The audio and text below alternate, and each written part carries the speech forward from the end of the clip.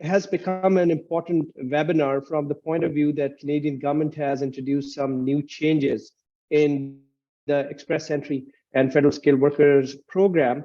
And those changes they were announced earlier this year, but they started implementing those changes even starting from the last week. So express entry system is the system of managing applications for the Canadian immigration from people who have skilled backgrounds, those people who have high education, language proficiency, and strong experience in certain occupations which are in high demand in Canada. So those of you who are following up Canadian immigration may know about some background of skilled immigration, but we'll discuss that in detail in the coming half an hour, 40 minutes of this presentation.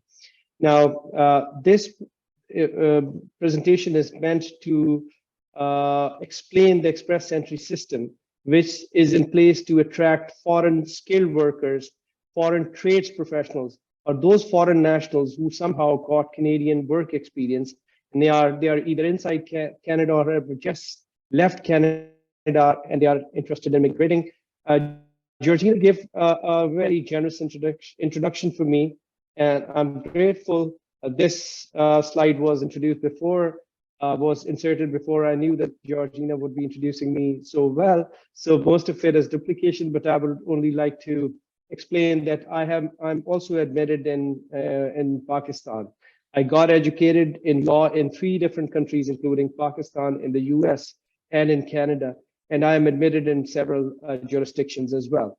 So Ontario Bar Association is one of the largest associations of lawyers in Canada. It has more than 16,000 members in Canada, Canadian lawyers, and they're all members of Ontario Bar Association, where they are interacting with the government, political, judicial stakeholders, and they are advocating on behalf of the bar lawyers as well as on behalf of the clients to educate government about certain aspects of practices of law, including immigration law, so the government could take some informed decisions. So I've been elected as the Ontario Bar Association's chair for the section 2324, especially the Citizenship and Immigration Bar of OBA, Ontario Bar Association. So this year we'll be again engaging ourselves with the stakeholders there to promote the interest of the lawyers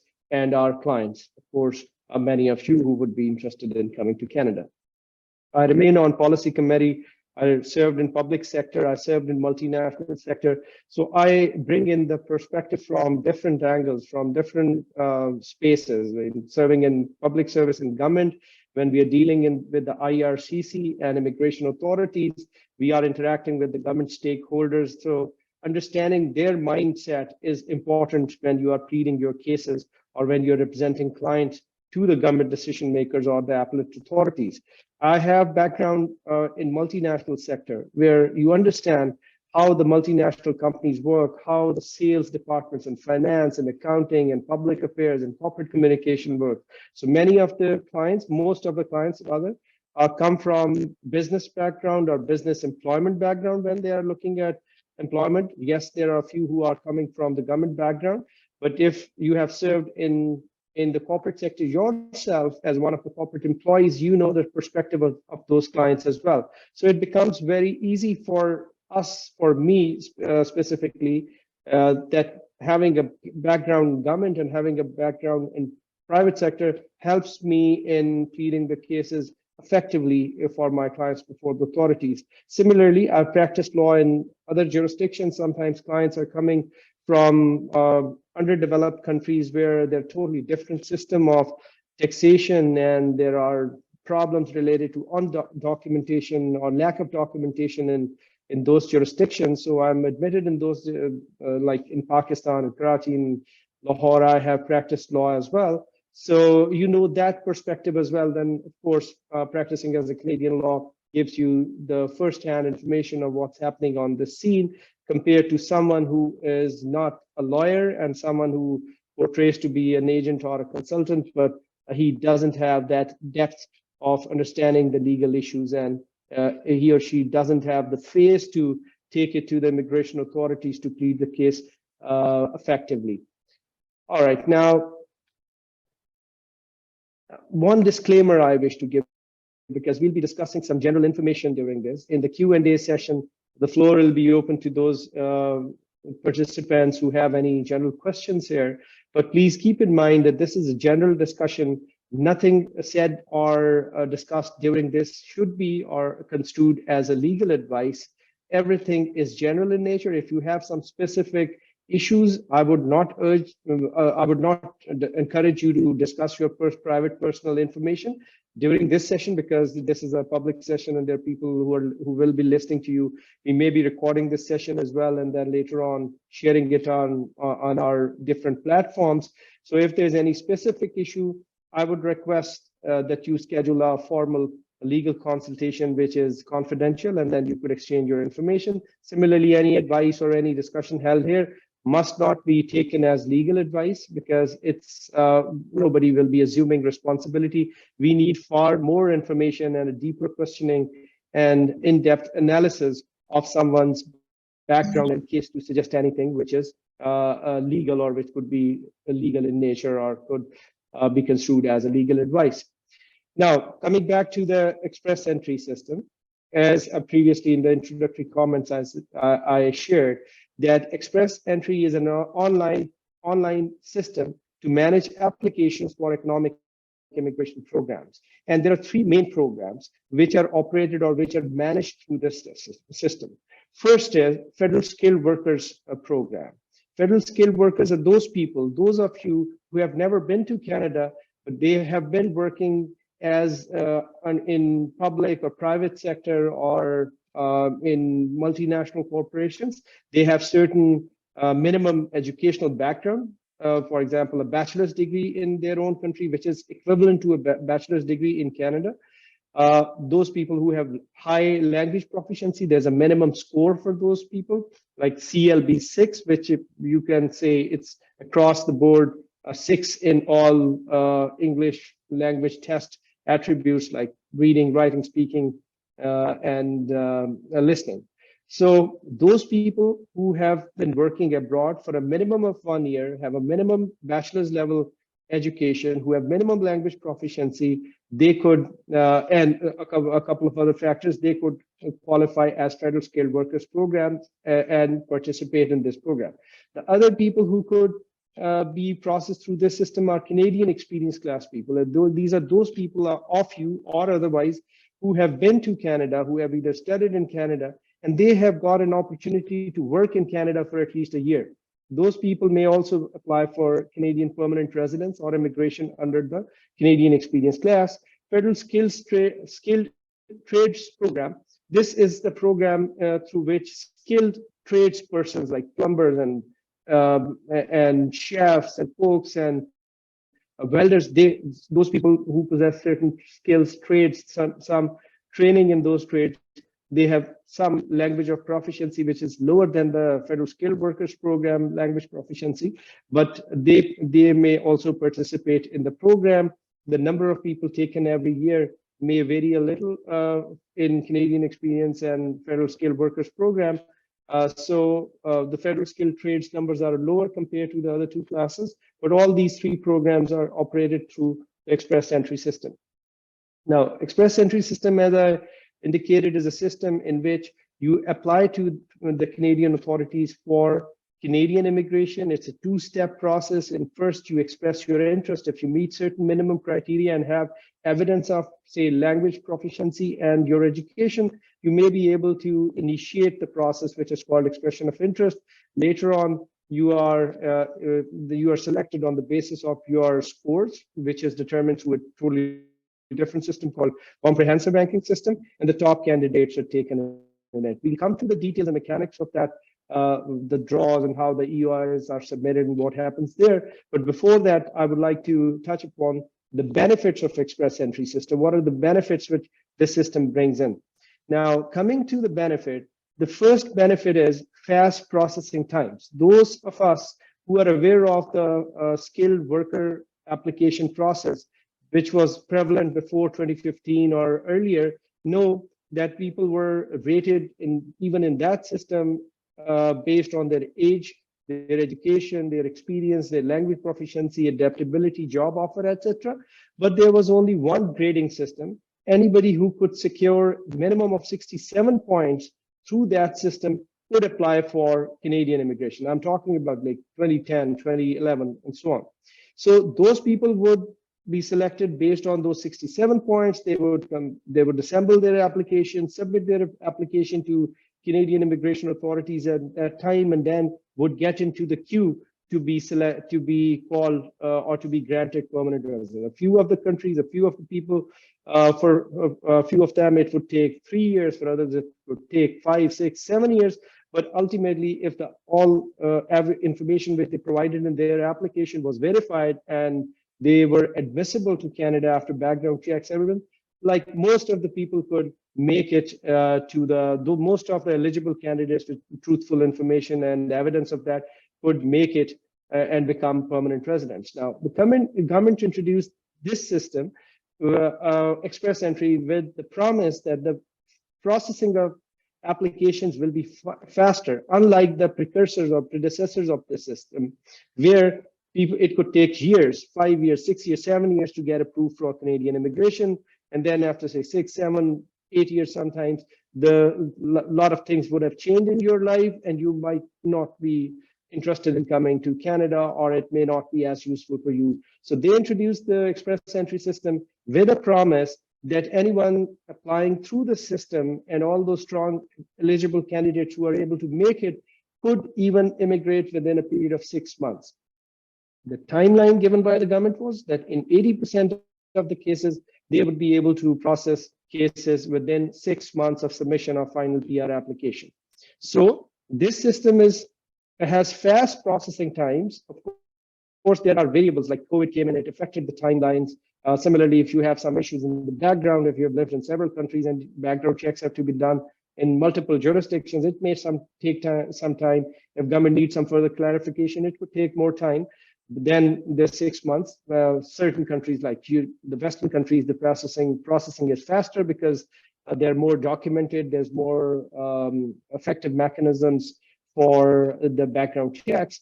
But overall, this system, compared to the predecessor, was and is a faster system. The most eligible candidates could get their PR applications approved in 6 months from the date of submission.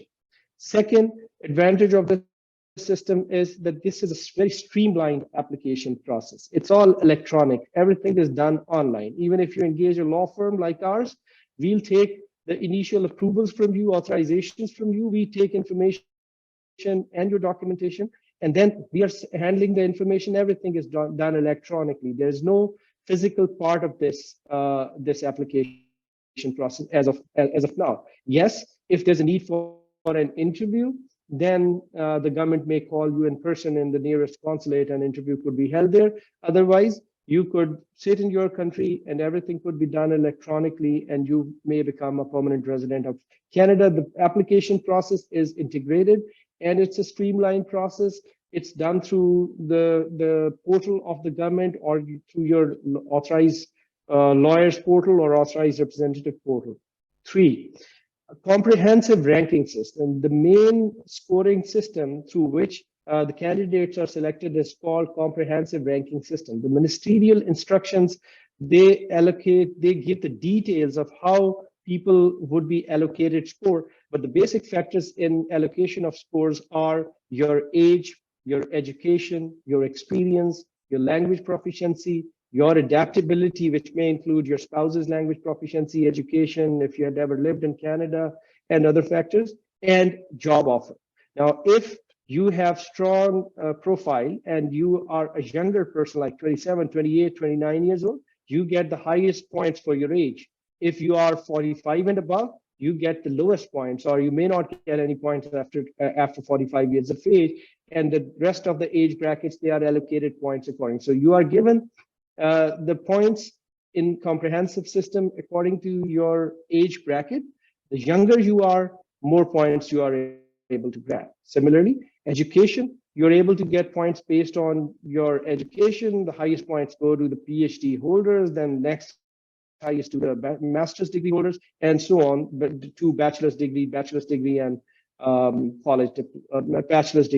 or only bachelor's degree, or in cases like where there's no minimum education requirement in Canadian experience classes, the qualifications may also be scored. Similarly, your experience, sometimes people come with 20 years of solid experience, and it's an irrefutable experience and very quality experience, but they don't realize that having 20 years experience might affect your age factor, because you cannot get 20 years of experience at 27 years of age.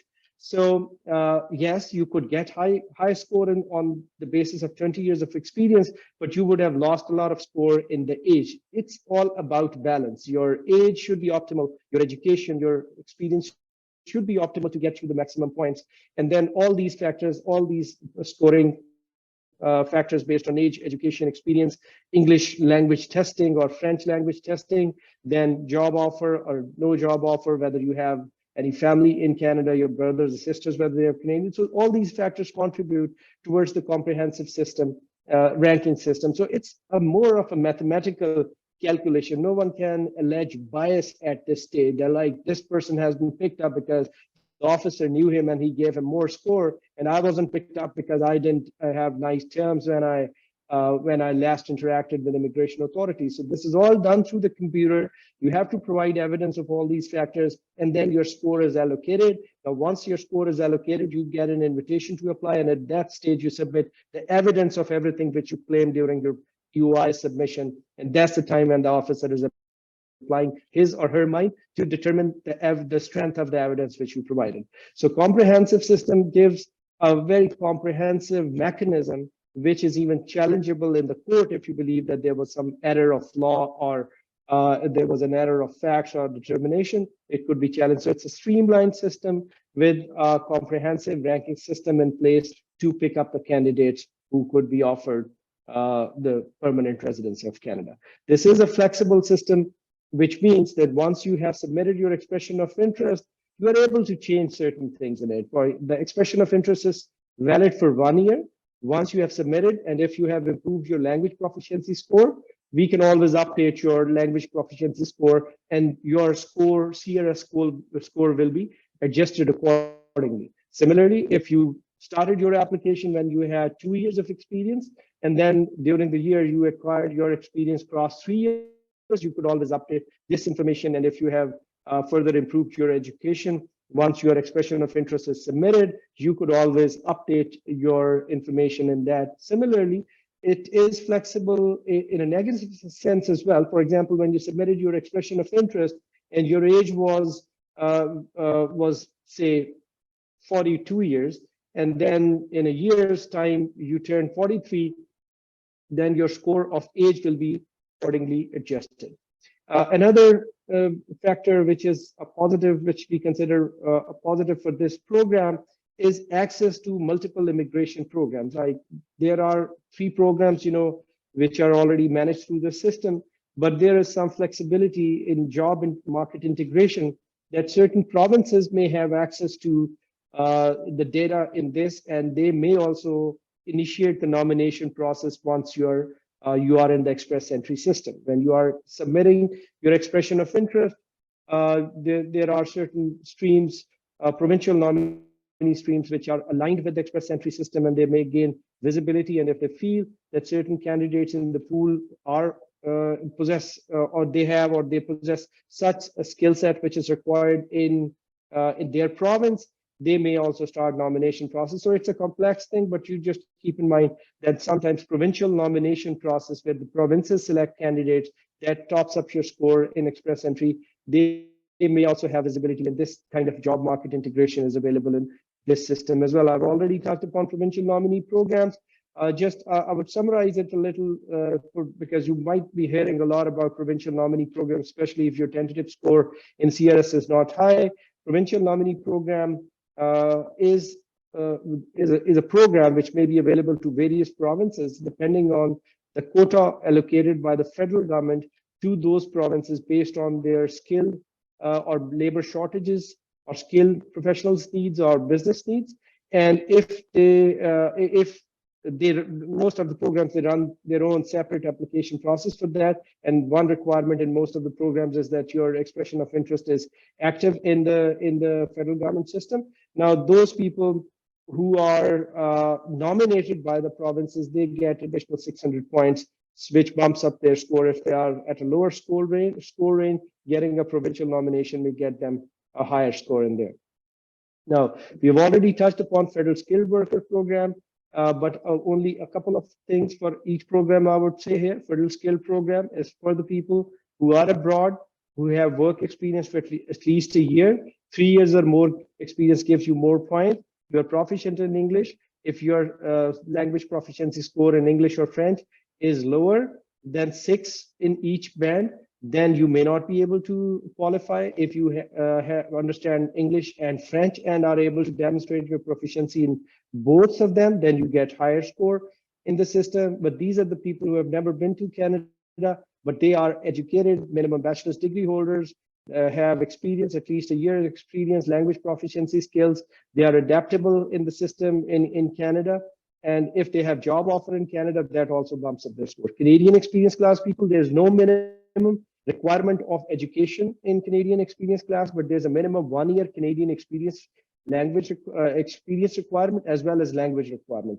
Now, Canadian experience class is sometimes used by the people who come to Canada on some kind of a study permit or a work permit. So if you have come to Canada on a study permit, you completed a course of your studies here, then you may be eligible to get an open work permit on which you will get the opportunity to accumulate Canadian experience. So it's more relevant for those people who have been in Canada, who have got some kind of a work permit in Canada, either a postgraduate work permit, or they were spouses of Canadian workers, or they came on some other capacity under some other program, they accumulated 1 year of experience. Those people qualify for the Canadian experience. This will be relevant to those of you who either possess Canadian experience already or who have any plans which will give them some Canadian experience in the coming days, in the coming years. So they, at that time, may be eligible to Canadian experience. And federal skilled persons, if you are a skilled tradesperson, if you are certified as a tradesperson in, say, welding or chef or a plumber,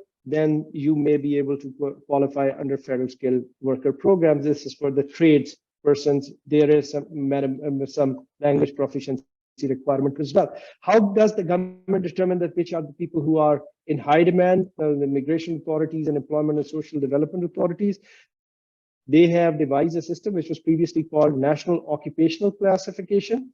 National Occupational Classification means that you could go to the relevant websites of government and see whether your job title was included in one of the professions which were in high demand in Canada, and through which you could qualify. If you fell in one of those professions, then you could initiate the application process. Besides being eligible for all those factors based on age, education, experience, etc., you also need to be in one of the professions which is in demand. That system has now been replaced by the tier system, which is based on your training, education, experience, and responsibilities on a job. And then your jobs are classified as per tier system. So besides possessing the minimum eligibility factors, you should also be in one of the professions which is in high demand. For example, here, tier 0, it is about management occupations, where you are managing, you're a general manager or that level of a person.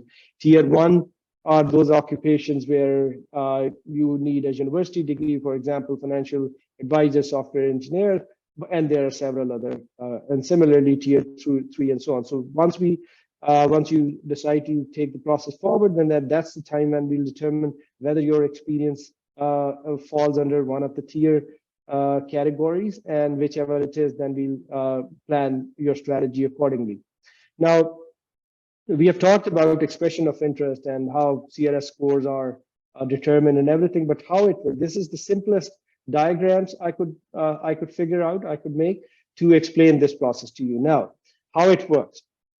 First, you have to determine whether you are eligible for one of the programs or not, whether you are eligible to start this process as a federal skilled worker, as a Canadian experience, or a federal trades person. Let's take it from federal skills program, because most of you may not have experience in Canada. Now, if we determine that your age, your education, your experience, your language proficiency, your adaptability, and a job offer, whether yes or not, based on those factors, if we determine that you meet a minimum eligibility criteria of securing 67 points. Now, remember, there are two different eligibility criteria based on system which are blended in the express entry system. First is the minimum eligibility criteria. So you must score at least 67 points. There's a totally different scoring grid for that, for the minimum eligibility. But it is based again on those 6 factors: age, education, experience, language proficiency, adaptability, and job offer. So if you meet those 67 points threshold, and you have the evidence of your language proficiency in the form of IELTS or CELPIP or any other approved language test, English or French, you have your educational credentials assessed, because people are applying from all over the world, from more than 180 countries. Every country has a different education system. So whatever degree you possess, you have to get that degree accredited through the accreditation process, educational accreditation process in Canada. So once you have the language proficiency result, you have your educational accreditation result from one of the Canadian approved bodies, and you meet the minimum eligibility criteria, you are able to submit your expression of interest in the express entry system. So first step is, if you are eligible, you have to gather some evidence of your eligibility, and you submit your expression of interest, which we call profile, in the express entry system. Now, all those people who were eligible and who had the evidence of that, they submitted their profile in the express entry system, now go in a pool of applicants from all over the world. This pool includes people from federal skill class, federal experience class, as well as a federal skilled trade, federal skilled class. Now, once you are in the pool of applicants, then you will be rated through a different system, which we already discussed, and that's called comprehensive ranking system. After you meet the minimum eligibility criteria, you submit your expression of interest, you come in the pool of applicants, then your scores are ranked as per comprehensive ranking system. It's a different system, and then it allocates certain points to you. Now, everyone in the pool is allocated, as soon as they enter through a computer, they are allocated a CRS score, which could be 510, 530, 480, 400, 380, whatever it is, depending on their background. Now, the government picks out of this pool every now and then, every once or twice in a month, they draw a certain number of applications from this pool of applicants. So if they're drawing, say, 4,000 applicants in a draw, they would hold that draw and they would pick up the top 400 people from the pool who are ranked as per CRS scoring system. So whoever are the top 4,000 people, they will be picked up. They'll be the high merit people, and that will determine the CRS. You would be listening or hearing or watching information about the CRS score, that this score had a minimum CRS cutoff points of 486 or 490 or 470 or 450 has been a long time that we saw that number, but those scores are based on who was the last candidate out of, say, those selected 4,000 people, and the last candidate, the lowest score determines the CRS score for that particular draw. So everyone is ranked. So the top people keep on, there are new people who keep on coming in the pool. There are the older people who are drawn from the pool, and those people, if they are selected, for example, there was a draw held this week perhaps, and the minimum cutoff score was 486. So everyone with 486 and above who were in the pool, they were invited to apply. Something ITA, you would have heard, invited to apply. In short, we call it ITA. So all those people who reach that score mark, they are given that ITA, and then within 60 days of ITA, they must prove their credentials, which they claimed when they submitted their EOI. And those credentials will be proved through the documentation of the same factors: age, education, experience, language proficiency, adaptability, in addition, the government would see whether you have sufficient settlement funds to meet your needs, depending on the family size in the first year of your being in Canada as a PR, whether you have any background issues or any background check brings up anything.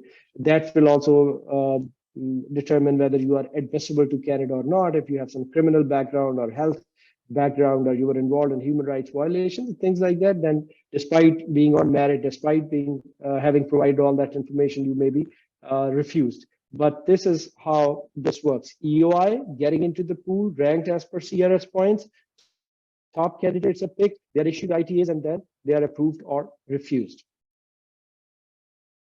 All right.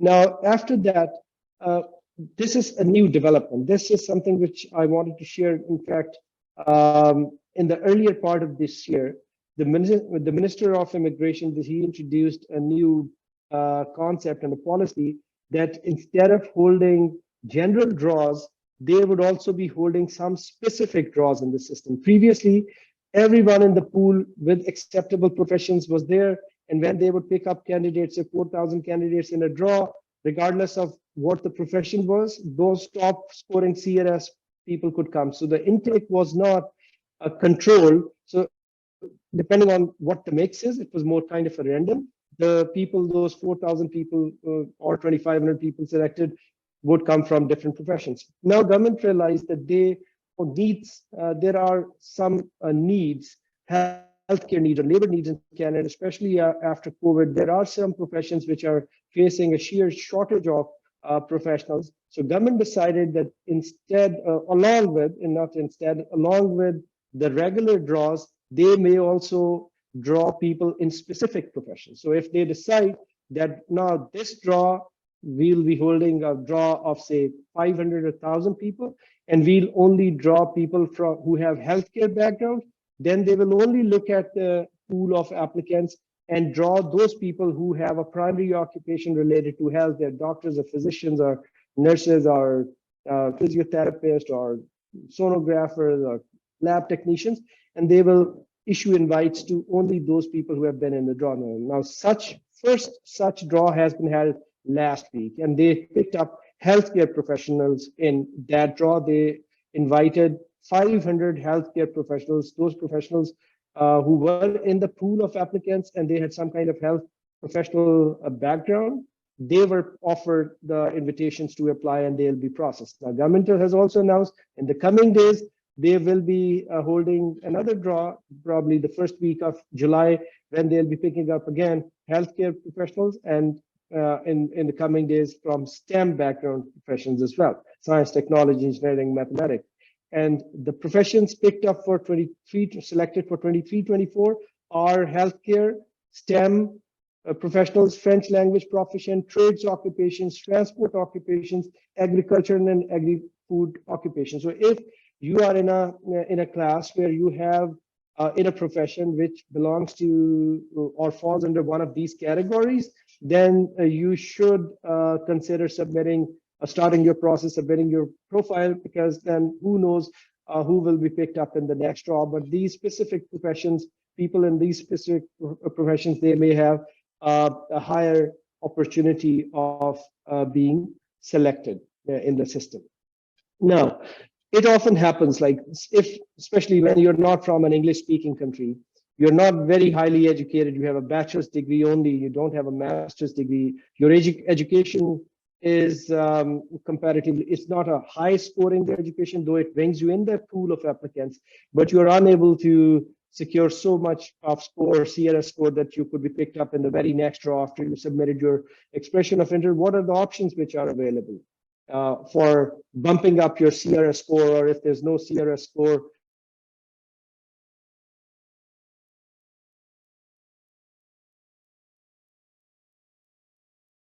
yes, there are certain options which are within the express entry system, and those options, for example, you wrote your language proficiency exam, but and you got score which made you eligible for the minimum language proficiency, but due to some factors you couldn't score very high.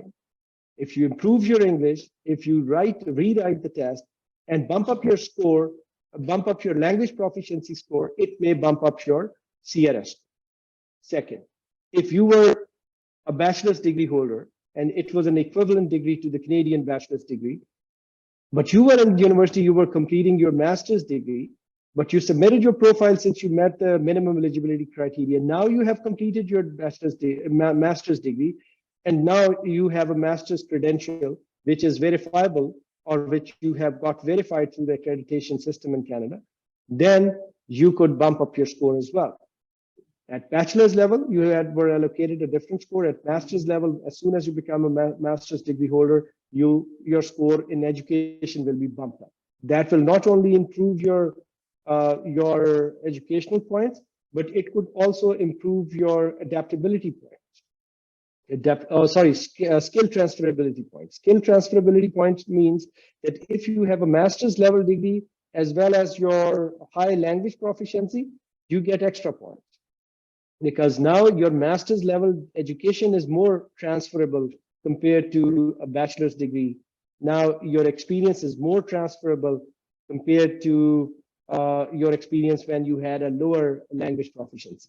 So experience and your education give you score, but experience and education, experience of 3 years or more, and education of master's or more, with high language proficiency gives you extra adaptability points. So improving your English proficiency, improving your French proficiency if you know French as well, improving your education could give you extra points and you could bump up your score. Similarly, as we discussed earlier, provincial nominee programs are those programs through which the provinces also select people who are in high demand, the professionals who are in high demand in their provinces. So during the process, if you have also started a process of provincial nomination application with the province, and that province, after due process, has nominated you from their quota with the federal government allocated to them, you may get another 600 points based on a provincial nomination, which would bump up your CRS scores. So low CRS scoring people could look towards these factors. Similarly, if you're a low CRS person, you were able to get into the pool, but you're not getting invite because your score is not high enough that you are picked up in the draw every year, and you find an employer in Canada who is willing to sponsor you, and that employer gives you a job offer. That job offer could be worth 50 points or 200 points, depending on what is the level of that job, and it could bump up your score. So this is something which is doable within the CRS, within the express entry and CRS system. Now, other than that, sometimes clients come to us with a very strong background, but due to the age factor, they're unable to score very high in CRS to have a high probability of getting an IT. So in those cases, we look at some of their profile and see whether they fit into another class or not. Like recently, we had a client who was also a spouse of a Canadian and an express entry profile as well. So then there we discussed both the factors that, look, you may be eligible under the family class immigration, your spouse is a Canadian, he could sponsor you. Would you take that path, or on your own merit, express entry may be an option for you, and then those people may have choices. Similarly, during the process, when you're thinking of if you got into a romantic relationship with a Canadian, and that Canadian is willing to sponsor you, you may pick up that path as well, and it may become feasible for you. Similarly, those people who have high-end experience in multinational companies, they've worked in business environment and others, they may also be eligible under the entrepreneur immigration programs. There are some programs which start at $100,000 of investment as well, though they are quite competitive. But from $100,000 to $150,000, $200,000 investment, there are several programs which may be available to the person who has some kind of an express entry profile, but he or she may not get enough points to be selected through that system. Those options are available as well. Startup is a great option too. We have done startup for several clients who initially wanted to come on an express entry visa or an express entry permanent residence application, but then realistically they realized that probably they would keep on applying whole their life, but they won't be able to get through in the express entry system. So those candidates, we together with them worked on their startups in Canada because they had innovative business ideas, and then we were able to get them nomination from a designated organization. Based on that, they could submit their PR application. One good news is, and that news came this week, the minister announced that they are bringing in some reforms in the startup visa program, which means that anyone who would be applying for a startup visa, previously only essential members of that startup had the option to apply for a work permit. They were given 1-year work permit, and then later on they could get it extended. But now the minister has announced that later this year, they'll be introducing some changes in the startup visa program, where they have already announced it. They will be implementing those changes that startup visa program applicants could apply for an open work permit of up to 3 years and come to Canada during the processing of their PR applications under the startup category. You don't have to wait till you are approved as a permanent resident to come to Canada. The startup application in a few cases may be submitted within 4 to 6 months if you do everything quickly and effectively. Then as soon as you submit your application, you may be eligible to apply for an open work permit. You can come on an open work permit as a principal applicant. Your spouse can also come on an open work permit as a principal applicant. Your children could come on study permits. Your spouse is now earning in Canada. You are not only developing your startup company, but you are also earning. You can get another job during that time period, and you could work in Canada. And third, your children, who otherwise, if they are coming on a visitor visa or something, they have to pay a fee even if they're going to the public school, which is in say Ontario, it could be from $12,000 to $15,000 per year per child for a tuition in say grade 5 or 6 or 7. If you are on a startup visa and you are on an open work permit, you're not only working in Canada, you may also be, your spouse may also be working in Canada, your children could be enjoying that benefit without any cost. And similarly, a few provinces also cover the healthcare in these. So startup visa could be an option for those people who have weaker profiles in express entry, but they have high determination of coming here and they're able to commit some fund or financing in this program. I always compare it the business programs in Canada to the US programs, because in US program, the green card of permanent residence is at a very high price for the business people. For business people, it starts at $800,000 or so. In Canada, similar programs or access to permanent residence could be granted in $100,000 to $200,000, depending on which program are you picking up. So that could be one option. Similarly, there are other kinds of work permits as well, maybe significant benefit work permits, intra-company transfer work permits, and some study permits, which are open work permits, spousal work permits. If your spouse is studying, if you are a principal applicant, you are studying in Canada, your spouse may also be eligible to secure an open work permit. Now, after your studies, you get an open work permit. During your studies, your spouse gets an open work permit, which will open up the window of accumulating Canadian experience. And then that Canadian experience could make you eligible for the Canadian experience class, but everything has to be very sophisticatedly planned in depending on your preferences and situation. How can we assist in this process? In the express entry process, I'll come back to that. Now, it's very important that the first steps are taken in the right direction. If you are not eligible, then it'll be a waste of your time to keep on chasing express entry. So it's very important that you go to a professional who could determine whether you will be eligible under the express entry system, whether you meet the minimum eligibility point. Great. If you meet minimum eligibility point, then you need to have visibility whether your profile will be expiring in a year, and then you will have no chance, or you could be picked up in one of the draws. So it's important that the professional not only determines that you have the minimum eligibility criteria, but also gives you a reasonable estimate of whether you will be picked up in the coming draws through the CRS system. Because if you are only minimum eligible, if you meet only minimum eligibility criteria, but you'll have no chance into the comprehensive ranking system, then you should look for another option. So it's important that you have a visibility of another year or two in view before you take the pathway of express entry north. So when you come to us, we determine your eligibility and we advise you whether you meet the minimum eligibility or not, whether you'll be able to look at whether you'll be able to pick up under the comprehensive ranking system, and whether the evidence which you have will be sufficient for the officer to decide in your favor. Sometimes it may happen that you don't have enough evidence to prove what you have. what your credentials are. And if that happens as well, it becomes difficult for the officer to give a favorable decision. In that case, we can weigh that evidence you have, or we can see whether you can provide some alternate evidence or some other evidence to demonstrate your skill set. And that is something that is important. We can always, of course, this is a sophisticated area of law.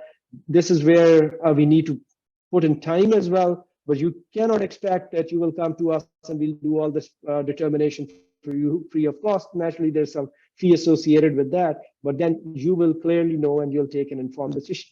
If you are one of the eligible candidates, then we are helping you throughout the process. We are representing you. You fill out a form which nominates my office, myself, my office, or another lawyer working with us for your application. And then throughout the process, we are interacting with immigration authorities. You are only interacting with us, and we are representing you before the immigration authority from day one till the end when you become a landed immigrant of Canada. So that's what we can do it. Now, similarly, those candidates who do not meet enough score threshold at this time, naturally, we can look at your profiles and we can look at your credentials and strategize with you. How could we bump up your scores? If there's a way of providing, bumping up your CNS scores and get you through the immigration process using Express Entry or Federal Skilled Worker, any of these programs, or we should look at some alternate solutions, which we discussed in the earlier slide. Similarly, sometimes it happens that the immigration authorities become unreasonable. They take unreasonable decisions as well. They take incorrect decisions as well. They're not applying law properly. They're ignoring some evidence. If that is the case, when your CRS, when your Express Entry application or PR application is refused based on one of those reasons, then naturally that we are there to help you in challenging that decision in the relevant courts of law.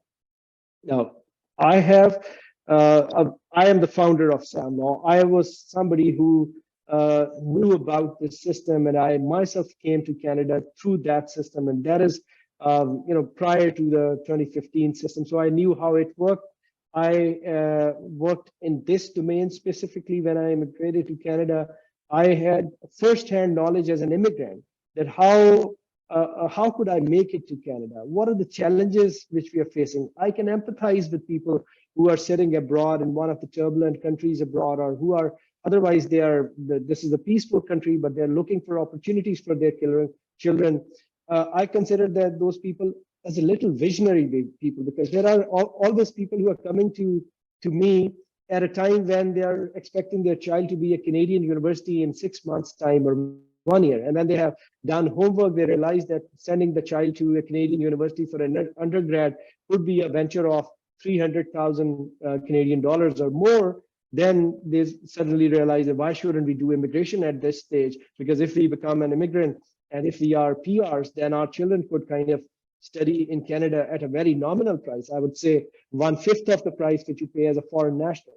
But that's not the time when you plan things, because in 6 months' time, in a few months' time, when your child is about to get into the university, we don't have any magic lamp to give you permanent residence. But those people who are foreseeing it in the coming future, that let's say 2, 4, 6 years later, their children would be coming there. If they're 2, 3, or 4 children, that's a venture. They should have a budget of sending about $1 million or more to send all those children for an undergrad degree in Canada. If there is a professional degree, then it's another thing, a medical or a law or an engineering degree, maybe over and above this timeline. So those are the people who have that kind of vision, who could come to us and decide what will be the best pathway, and then they will have ample time available to execute their plan. So since I am myself an immigrant, I have faced this myself. I faced the challenges myself as well, the arbitrariness of immigration authorities in the applications. I understand that it's very important, how important it is for you to choose the right professional, and what different kinds of hiccups come in between. So with that kind of a mindset, and with that kind of a personal as well as professional experience, we are able to help you. One more thing I have to, which I always take pride in, is that I work directly with my clients. My clients, when you are coming to my firm, you are not shown before paralegals or consultants or anyone else in my team who will be looking after you, yes, I charge a decent price because I pay attention to every client myself. You are interacting directly with me. You're not interacting with a paralegal. And I know when I hired my first lawyer in North America, I only hired that lawyer online. And then throughout the process, I never talked to that lawyer. I was never able to see that lawyer. I was not a lawyer at that time and not a Canadian lawyer, but I realized that there are some commercial aspects in this practice as well.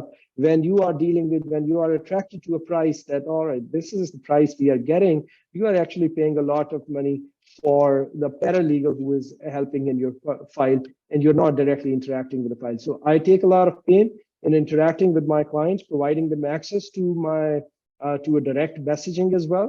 But that is something which gives me clear visibility of their cases as well. So I know their case inside out. If I don't know the case inside out, if I don't know about your credentials, if I don't identify you as a person, I won't be able to provide you that quality service. So that is something which is a hallmark at SAMLAW. You're dealing directly with the lawyer, and we have proven record of success. If you go to our website, you will be able to see communication or testimonials from our clients. If you are, or if you wish to be on the WhatsApp broadcast list, you can share your information, your phone number, your WhatsApp information to our email, and we can include you in there, where you keep on getting some updates on regular basis regarding different aspects of immigration or different policy changes. So we take pride at SAMLAW that we directly deal with the clients. Our clients are directly interacting with lawyer, with myself, or with another lawyer in my team. Now, we have the contact information displayed here. Georgina may also provide you information about my office, my email ID. I prefer that you provide us, if you have any inquiry, you send us through the email. I may not be able to answer all your specific questions unless we have a solicitor-client privilege established between us, or the till time that you become a formal client. But once you decide to take us as your trusted partners, I promise that we won't let you down. And thank you very much for listening to this patiently. I apologize if there was any error or fumble in the presentation, but now over to Georgina so we could open up the Q&A session and we could discuss some questions that you may have. Thank you very much, Georgina. And thank you very much, everybody.